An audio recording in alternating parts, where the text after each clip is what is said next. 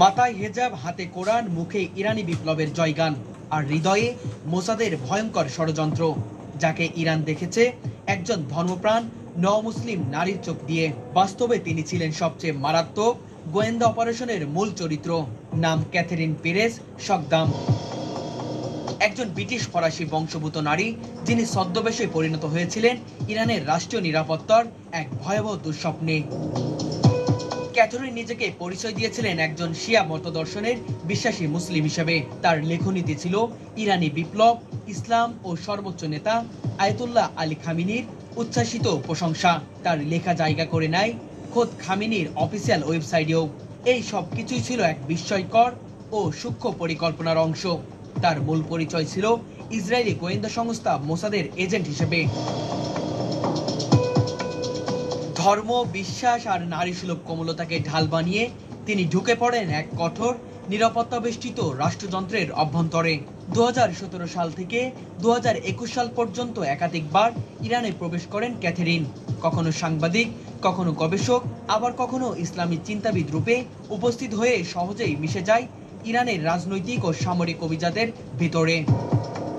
এমনকি তৎকালীন প্রেসিডেন্ট ইব্রাহিম রাইসির সঙ্গেও তার সাক্ষাৎ ঘটে, যা ছিল এক বিরল সৌভাগ্য অথচ ভয়াবহ বিপদের আগাম বার্তা।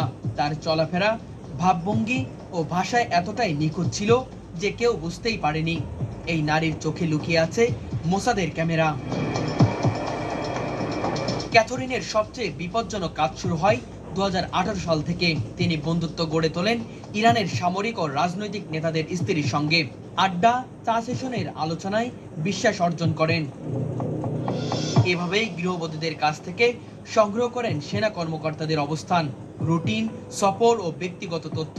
এসব কথা অডিও রেকর্ড করতেন তিনি, যা সরাসরি পৌঁছে যেত মোসাদের প্রধান কার্যালয়ে। এরপর থেকে একে একে ঘটে টার্গেট কিলিং, যেখানে মোসাদ নিখুঁতভাবে হানা দেয় শত্রুদের উপর। এই নারীর দেওয়া তথ্যই রক্তাক্ত করে ইরানের রাস্তাঘাট। এই ঘটনার প্রমাণ হলো শুধু অস্ত্র বা প্রযুক্তি নয়, বিশ্বাসও হতে পারে ধ্বংসের অস্ত্র। একজন নারী যার পরিচয় ছিল ইসলাম, যার মুখে ছিল বিপ্লবের বুলি, তিনি হয়ে উঠলেন ইরানের নিরাপত্তা ব্যবস্থার সবচেয়ে বড় ফাঁকির প্রতিচ্ছবি। ইরানের গোয়েন্দা বিভাগ এখন তদন্ত করছে কিভাবে ক্যাথরিন এতটা ভিতরে প্রবেশ করতে পেরেছিলেন এবং আরো কতজন তার মতো ছদ্মবেশে আছে তাদের চারপাশে।